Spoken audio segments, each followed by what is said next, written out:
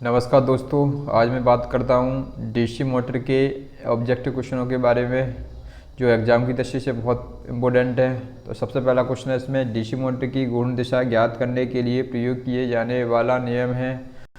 तो इसके लिए जो डीसी मोटर की घूर्ण दिशा ज्ञात करने के लिए हमारा फ्लेमिंग के लेफ्ट हैंड रूल हो सकता है, फ्लेमिंग के बाएँ हाथ का नियम। तो सबसे पहले मैं बात करूँ फ्लेमिंग के बाएँ हाथ के नियम में, तो अंगूठा होता है इसमें, जो अंगूठा दर्शाता हमारा क्या दर्शा सकता है, चालक में ईएमएफ, चालक में ईएमएफ की दिशा को दर्शाता है। और यहीं मैं बात करूं इसी के अंदर जो मैं बात करता हूं, जो मध्यमा उंगली होती है ये क्या दर्शाती है, तुम्हारी धारा की दिशा दर्शाती है। और यही तर्जनी उंगली होती है, क्या हो रही है, चुंबकीय क्षेत्र की दिशा, क्या दर्शाती है, तुम्हारी चुंबकीय क्षेत्र की दिशा। तो ये एग्जाम की दृष्टि से बहुत इंपॉर्टेंट है। तो यही बात करूँ क्वेश्चन नंबर, अगले क्वेश्चन की बात करूँ, क्वेश्चन नंबर 2, डीसी मोटर में प्रेरित होने वाला वैद्युत वाहक बल आरोपित वैद्युत वाहक बल के लिए विरोध करने वाला होता है। कैसा होता है, विरोध करने वाला होता है। इस प्रकार ऑप्शन नंबर कौन सा ठीक है इसमें, बी। अगले क्वेश्चन की बात करूँ, क्वेश्चन नंबर 3 है। तो थर्ड क्वेश्चन की बात करता हूँ, डीसी मोटर द्वारा स्रोत से ली जाने वाली धारा का सूत्र क्या है। तो इससे ली जाने वाली धारा का सूत्र होता है, यही बात करूँ फॉर्मूला होता है हमारा बैक ईएमएफ इक्वल टू होता है V + IA इंटू RA होता है। यहीं मैं बात करूँ आर्मेचर धारा, तो आर्मेचर धारा IA इक्वल टू मुझे ज्ञात करना है, तो क्या बनेगी V - EB बट्टे क्या बनेगा, फॉर्मूला यहीं से पक्षांतर करके क्या बनेगा RA। तो इस प्रकार मुझे देखना है, तो ऑप्शन नंबर कौन सा ठीक है इसमें, ए। अगले क्वेश्चन की बात करूँ, यहाँ पे मैं बात करूँ, यहाँ पे ये EB है, ये बैक ईएमएफ है, ये क्या तुम्हारे वोल्टेज है, और ये I है इसमें, ये आर्मेचर करंट है, RA है तुम्हारा आर्मेचर रेजिस्टेंस। जो मैं बात करूं, जो तुम्हारा वोल्टेज होता है जो बैक ईएमएफ से कैसा होता है, अधिक होता है। जो अगले क्वेश्चन की बात करूं, क्वेश्चन नंबर 4, क्वेश्चन नंबर 4 में डीसी मोटर का स्टार्टिंग प्रतिरोध सामान्यतः होता है। तो डीसी मोटर का जो स्टार्टिंग प्रतिरोध होता है सामान्यतः वैसे तो 1 होता है, तो लगभग कितना होता है, 1 या 10 ओम के समथिंग होता है। ऑप्शन के हिसाब से बात करूँ यहीं पे। क्वेश्चन नंबर 5 की बात करूँ, क्वेश्चन नंबर 5 तुम्हारे स्क्रीन पर उपलब्ध है। यदि कोई डीसी शंट मोटर लोड रहित अवस्था में कार्यरत है और उसकी फील्ड वाइंडिंग ओपन सर्किट हो जाए तो क्या होगा। यानी हमारी शंट मोटर है और शंट मोटर की जो फील्ड वाइंडिंग क्या हो जाए, ओपन सर्किट हो जाए। इस कंडीशन में मोटर हमारी सीरीज मोटर की भांति काम करेगी, और सीरीज मोटर की भांति काम करेगी। तो ऐसी कंडीशन में मोटर की स्पीड कैसे हो जाएगी, जैसे जैसे लोड बढ़ेगा, लोड के साथ साथ क्या होती है, स्पीड बढ़ जाती है। तो इस प्रकार ऑप्शन नंबर कौन सा होगा इसमें मैं बात करूँ, ऑप्शन नंबर डी होगा, यानी मोटर की घूर्ण गति कैसे हो जाएगी, उच्च हो जाएगी। अगले क्वेश्चन की बात करूँ, यदि किसी डीसी मोटर की सप्लाई टर्मिनल को आपस में बदल दिया जाए तो क्या होगा। यानी डीसी सप्लाई की, डीसी मोटर की जो तुम्हारा डीसी मोटर के टर्मिनलों को आपस में क्या कर दिया जाए, बदल दिया जाए। तो ऐसी कंडीशन में तुम्हारी मोटर की जो घूर्ण दिशा कैसे हो जाएगी, परिवर्तित हो जाएगी। कैसे हो जाएगी, परिवर्तित, यानी चेंज हो जाएगी इसकी घूर्ण दिशा। तो ऑप्शन नंबर कौन सा सही है इसमें, बी। अगले क्वेश्चन की बात करूँ, क्वेश्चन नंबर 7, डीसी मोटर के साथ प्रयुक्त स्टार्टर का मुख्य काम क्या है। तो मुख्य काम होता है तुम्हारा, ये क्या करता है, तुम्हारा स्टार्टिंग करंट को सीमित करने का काम होता है। यानी डीसी मोटर में जो स्टार्टर का काम होता है तुम्हारा, जो मुख्य काम होता है स्टार्टिंग करंट को क्या करता है, सीमित करने का काम होता है। अगले क्वेश्चन की बात करूँ, क्वेश्चन नंबर 8, यदि किसी कार्यरत डीसी सीरीज मोटर की फील्ड वाइंडिंग अचानक ओपन सर्किट हो जाए, यानी हमारी कोई डीसी सीरीज मोटर है उसकी फील्ड वाइंडिंग अचानक शॉर्ट सर्किट हो जाता है, ऐसी कंडीशन में मोटर क्या हो जाएगी, रुक जाएगी। तो ऑप्शन नंबर कौन सा होगा इसमें, बी। कौन सा होगा इसमें, बी। अगले क्वेश्चन की बात करूँ यहीं पे मैं, अगला क्वेश्चन है तुम्हारा, किसी डीसी शंट या डीसी कंपाउंड मोटर की विशेषताओं में बिना किसी परिवर्तित के उसकी घूर्ण दिशा परिवर्तित करने के लिए आर्मेचर वाइंडिंग के कनेक्शन को हम क्या करते हैं, परिवर्तित करते हैं। तो ऑप्शन नंबर कौन सा ठीक है इसमें, डी। कौन सा ठीक है इसमें, डी। अगले क्वेश्चन की बात करूँ, क्वेश्चन नंबर 10, 120 वोल्ट पर कार्य करने वाली डीसी मोटर कितने वोल्ट पर कार्य कर रही है, तुम्हारी 120 वोल्ट पर काम कर रही है। तो यहाँ वोल्टेज तुम्हारे 120 और विरोधी वैद्युत वाहक बल का मान 110 वोल्ट है। तो 0.5 ओम प्रतिरोध वाले आर्मेचर में कितनी धारा होगी। तो धारा मैंने बताया था, आर्मेचर धारा IA = होता है फॉर्मूला हमारा V - EB बट्टे क्या होता है RA। तो यही बताऊं वोल्टेज कितने तुम्हारे 120 में से मैंने वैक्यूम एफ कितना दिया 110 घटा दिया बट्टे आर्मेचर जो तुम्हारा प्रतिरोध दिया है कितना दिया है 0.5 या 1/2 में मान सकता हूँ इसे, कैसे या बोल सकता हूँ 1/2। यही मैं बात करूँ इसी के अंतर्गत, यानी 120 में से मैं घटाता हूँ 110 तो 10 बचेगा, 10 बट्टे क्या बचेगा यहाँ पर, यानी 1/2 पहले का मैं तीसरे से भाग करूँगा तो कितना आ जाएगा 20, कितना आ जाएगा 20। इस प्रकार ऑप्शन कौन सा सही होगा इसमें 20 एम्पियर धारा, यानी आर्मेचर धारा कितनी होगी, ऑप्शन नंबर कौन सा सही है इसमें ए। अगले क्वेश्चन की बात करूँ, अगला क्वेश्चन तुम्हारी स्क्रीन पर उपलब्ध है।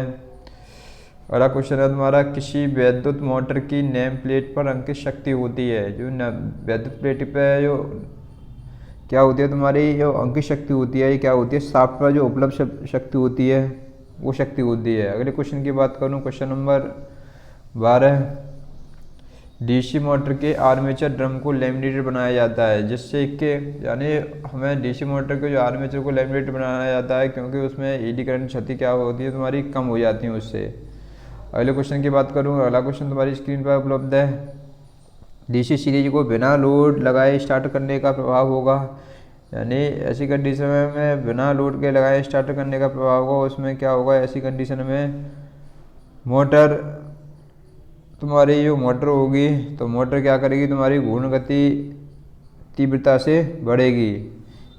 अगले क्वेश्चन की बात करूं, question number 14, cumulative compound DC motor में लोड बढ़ाने से, यानी कम्युलेटिव कंपाउंड मोटर में लोड बढ़ाने से क्या होगी, उसकी जो घूर्ण गति होती है, जो घूर्ण गति होती है कैसी हो जाएगी, इसमें घट जाएगी। कैसी हो जाएगी, घट जाएगी। तो ऑप्शन नंबर कौन सा ठीक है इसमें बी। अगले क्वेश्चन की बात करूं, question number 15, differentiation compound DC motor की गति लोड विशेषता के समान है, न कि इसकी जो होती है सीरीज मोटर के समान भी नहीं होती, न शंट मोटर के समान होती, कम्युलेटिव मोटर के समान नहीं होती, तो इसमें से कोई नहीं। तो ऑप्शन में कौन सा ठीक है इसमें डी। अगले क्वेश्चन की बात करूं, शेयरिंग मशीन, पंच मशीन, प्रेस मशीन और एलिवेटर, कन्वेयर एवं रोलिंग मिल के लिए सर्वाधिक उपयोगी मोटर है। तो इसके लिए जो मोटर होती है तुम्हारी कम्युलेटिव कंपाउंड मोटर होती है, तो इसलिए ऑप्शन नंबर कौन सा ठीक है इसमें सी। अगले क्वेश्चन की बात करूँ, अगला क्वेश्चन 17, 4 बिंदु यानी 4 पॉइंट स्टार्टर बोल सकते हैं, या 4 बिंदु वाले स्टार्टर का प्रयोग मुख्यतः निम्न की मोटर के लिए साथ किया जाता है। तो किसके लिए किया जाता है, तुम्हारा सामान्य से कम और गुण गति, बोल सकते हैं सामान्य से कम गुण गति नियंत्रण युक्त कंपाउंड मोटर के लिए इसका यूज किया जाता है। तो ऑप्शन नंबर ठीक है कौन सा इसमें सी। कौन सा ठीक है इसमें सी। अगले क्वेश्चन की बात करूँ, अगला क्वेश्चन तुम्हारी स्क्रीन पर उपलब्ध है। किसी डीसी मोटर की घूर्णन गति का नियंत्रण करने की विधि होती है। तो कंट्रोल हमें क्या करना है, मोटर की जो स्पीड कंट्रोल करनी है, घूर्णन गति कंट्रोल करनी है, उसके लिए क्या होता है, हमें प्रति पोल फ्लक्स को नियंत्रण करेंगे, इसके द्वारा भी कर सकते हैं। आर्मेचर सर्किट को प्रतिरोध नियंत्रण करके भी कर सकते हैं, स्रोत वोल्टेज का नियंत्रण करके भी कर सकते हैं। तो उपयुक्त में क्या होगा तुम्हारा सभी। अगला क्वेश्चन की बात करूँ तो 18 क्वेश्चन में होगा, क्वेश्चन नंबर कौन सा होगा तुम्हारा डी सही है। अगले क्वेश्चन की बात करो, यहीं पर question number 19, DC series motor में फील्ड डाइवर्टर प्रतिरोध प्रयोग करके मोटर की घूर्ण गति परिवर्तित की जा सकती है। यदि गति परिवर्तित होता है तो ऐसी कंडीशन में तुम्हारा जो क्या होगा, सामान्य से अधिक गति के लिए, यानी सामान्य से अधिक गति के लिए ऑप्शन नंबर कौन सा ठीक है इसमें ए। अगले क्वेश्चन की बात करूं, डीसी मोटर की घूर्ण गति ज्ञात करने का सूत्र क्या होता है। तो डीसी की मोटर की जो घूर्ण गति ज्ञात करने के लिए होता है एन प्रोपोर्शनल क्या होता है EB/φ, क्या होता है EB/φ। यही मैं बात करूं इसी के अंतर्गत वैक्यूम एफ क्या होता है हमारा, इसी में लगा दूँ V - IA × RA होता है फॉर्मूला। और यही मैं बात करूँ इसी के अंतर्गत बट्टे क्या होगा तुम्हारा फाई, और यहाँ के कांस्टेंट आया था, इसलिए ऑप्शन नंबर कौन सा सही होगा इसमें सी। अगले क्वेश्चन की बात करूँ, अगला क्वेश्चन तुम्हारा 21, डीसी मोटर की घूर्ण गति ज्ञात करने का सूत्र क्या है? डीसी मोटर की घूर्ण गति ज्ञात करने का जो फॉर्मूला है क्या तुम्हारा, ये भी बताया था, कौन सा सी है इसमें? सी। और ठीक है, दोबारा क्वेश्चन आ गया ये।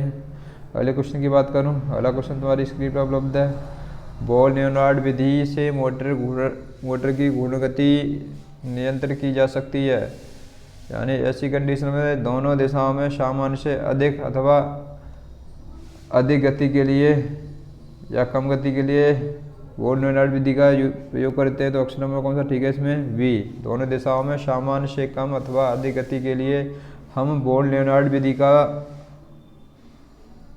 स्पीड कंट्रोल के लिए प्रयोग करते हैं। अगला क्वेश्चन है तुम्हारा इंसुलेशन प्रतिरोध मापा जाता है, तो इंसुलेशन प्रतिरोध मापा जाता है तुम्हारा मेगा ओम। तो ऑप्शन नंबर कौन सा ठीक होगा? बी।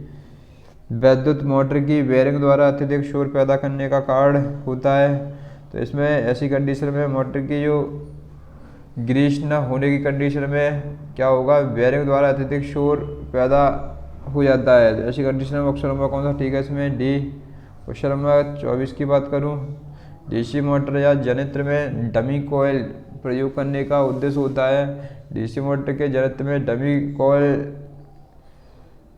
प्रयोग करने का उद्देश्य होता है हमारा जो आर्मेचर में यांत्रिक संतुलन स्थापित करना होता है। ऑप्शन नंबर कौन सा ठीक है? सी। अगले क्वेश्चन की बात करूं, क्वेश्चन नंबर 25। क्वेश्चन नंबर 25 दिया तुम्हारा, स्टार्टिंग के समय किसी डीसी मोटर का विरोधी विद्युत वाहक बल का मान होता है, तो इसका विरोधी विद्युत वाहक बल का मान कितना होता है? इसमें 0 होता है। तो यहीं मैं बात करूं 0 कैसे होगा, यानी स्टार्टिंग के समय, तो स्टार्टिंग के समय क्या होती है तुम्हारी जो बैक ईएमएफ कितना होता है तुम्हारा? 0। कैसा होता है? 0 होता है। तो ऑप्शन नंबर कौन सा होगा इसमें? डी। अगले क्वेश्चन की बात करूं, अगला क्वेश्चन तुम्हारी स्क्रीन पर उपलब्ध है। Question number 26। किसी कार्यरत डीसी शंट मोटर की घूर्ण गति को उसकी सामान्य गति से कुछ कम करने के लिए, यानी भाई डीसी शंट मोटर है और उसकी घूर्ण गति उसकी सामान्य गति से कुछ कम करने के लिए ऐसी कंडीशन में क्या होगा? आर्मेचर सर्किट के प्रतिरोध को हम क्या करना पड़ेगा? बढ़ाना पड़ेगा। तो ऑप्शन नंबर कौन सा ठीक है इसमें? ऑप्शन नंबर तुम्हारा ए। कौन सा ठीक है इसमें? ए। अगले क्वेश्चन की बात करूं, मोटर की घूर्ण गति के नियंत्रण के लिए टेप फीड नियंत्रण विधि का प्रयोग किया जाता है। यह तुम्हारी जो टेप फीड नियंत्रण विधि होती है तुम्हारी डीसी सीरीज मोटर में की जाती है, जो फील्ड वाइंडिंग के सीरीज में टेपिंग निकाल दी जाती हैं। अगले क्वेश्चन की बात करूं, question number 28। DC shunt motor पर लोड बढ़ाने से उसकी घूर्ण गति, यानी हमारी डीसी शंट मोटर है उसका लोड बढ़ा दिया जाए तो उसकी थोड़ी सी स्पीड में अंतर आ जाता है, या बोल सकते हैं उसकी जो कुछ स्पीड घट जाती है, कुछ कम हो जाती है, घट जाती है। ऑप्शन नंबर कौन सा ठीक है इसमें? बी। अगले क्वेश्चन की बात करूं, गति नियंत्रण की सीरीज पैरेलल विधि का प्रयोग किया जाता है, यानी गति नियंत्रण के लिए यानी स्पीड कंट्रोल के लिए हमारी सीरीज पैरेलल विधि हमारी जो यूज की जाती है, किसमें की जाती है? सीरीज मोटर में। कौन सी किसमें की जाती है? ऑप्शन नंबर ए, किसमें की जाती है? सीरीज मोटर में। अगले क्वेश्चन की बात करूं, और अगला क्वेश्चन है तुम्हारा, स्टेपर मोटर में प्रयोग किए जाने वाला रोटर होता है। स्टेपर मोटर में जो प्रयोग किया जाने वाला रोटर होता है स्थायी चुंबकीय प्रकार का रोटर होता है। तो ऑप्शन नंबर कौन सा है इसमें? बी। अगले क्वेश्चन की बात करूं, डीसी मोटर को स्टार्ट करने पर आप देखते हैं कि वह झटके से चालू होती है, इस प्रभाव का दोष क्या है? तो ऐसी कंडीशन में इसमें जो दोष होता है तुम्हारा जो स्टार्टर में कॉन्टैक्ट में गड्ढा युक्त या पेटेड है, ऐसी कंडीशन में ऑप्शन नंबर कौन सा ठीक है इसमें? सी। कौन सा ठीक है इसमें? सी। ऐसी वीडियो पाने के लिए जो मेरा जो चैनल है होलकर स्ट्रीट पॉइंट से शेयर एंड सब्सक्राइब कीजिए, जिससे तुम्हें आने वाली वीडियो प्राप्त हो। और ऐसी भी